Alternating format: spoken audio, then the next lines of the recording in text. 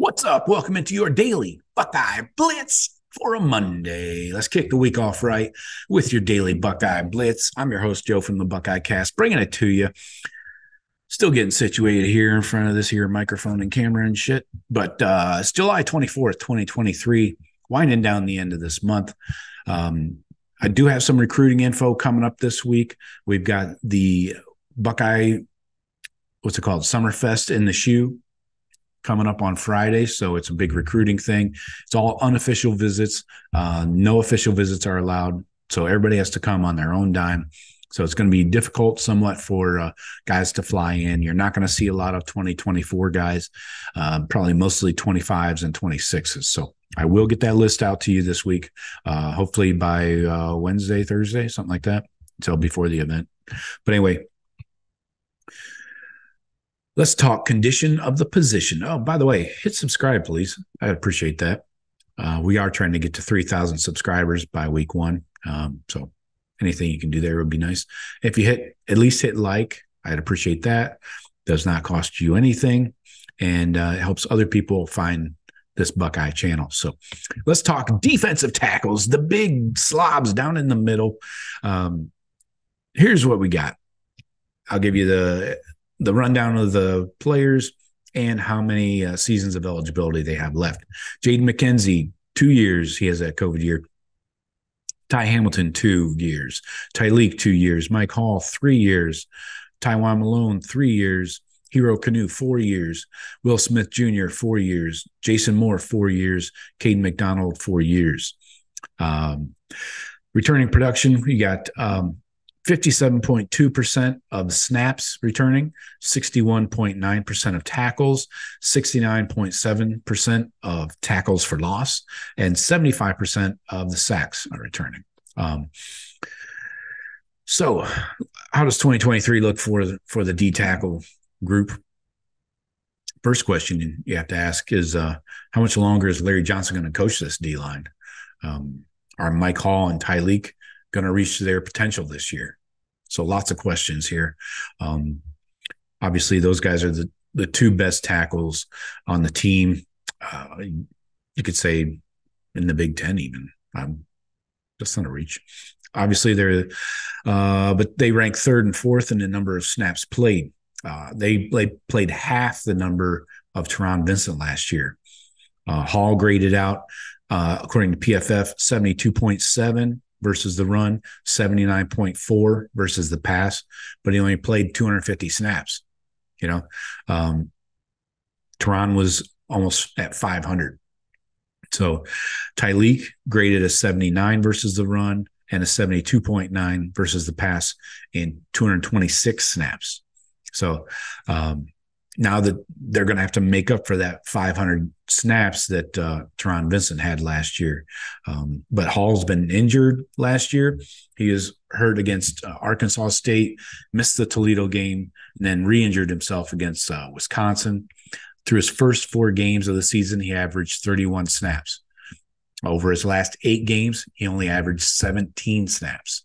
So that injury really lingered throughout the season, and that seems like they should have sat him for a game or two in the middle of the year to get him healthy, for that stretch run.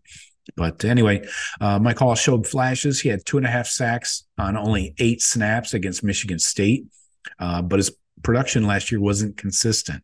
And I know part of it was injury, but he was the 11th in the Big Ten in pass rush win rate among defensive tackles. So he's getting in the backfield, creating a havoc against the pass, but he's got to do it consistently. He was dominant in spring practice this year, but can he consistently be a game wrecker every snap that he's in there? Larry's going to do his job of rotating guys, keeping them fresh. But when you're in there, can you be consistent? That's the question. Same with Tyleek here. Tyleek has shown flashes. He has 31 career pressures over 2 years, but 16 of them came in 4 games against trash teams. Akron, Tulsa, Rutgers, and Toledo. You got 16 pressures. Come on. So Tyleek needs to be more productive in big games. Does Larry Johnson trust Tyleek in big games is the question. It seems like the rotation last year was to keep Tyreek off the field at times. So can the interior of Ohio State's D-line dominate games? A lot of questions I'm asking you guys. No answers. Ty Hamilton has been steady Eddie, consistent, and that goes a long way. You hear these position coaches talk about it all the time. Consistency. They need consistency. He does have a lower ceiling, maybe not quite as talented as Mike Hall and Tyreek Williams, but he did play 305 snaps last year. That's more than both of them. And he's going to play a lot this year. I feel that you're going to get an even split between Mike Hall, Tyreek, and Ty Hamilton. I think they're all going to get relatively equal snaps on a rotation in 2023. Let's talk about depth. You got the transfer from Ole Miss of Tywone Malone. He adds depth to the room, adds another player with a lot of that P word potential. He hasn't really put it on the field yet, though. He's a former top 100 recruit.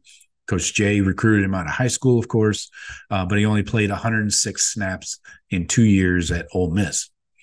He does have 3 years of eligibility remaining, so he does stabilize the depth in the room, but what can Coach Johnson get out of Tywone Malone that he hasn't shown yet? Nearly all of his snaps at Ole Miss came lined up in a 3-4 scheme. So he lined up either over a tackle or outside the tackle.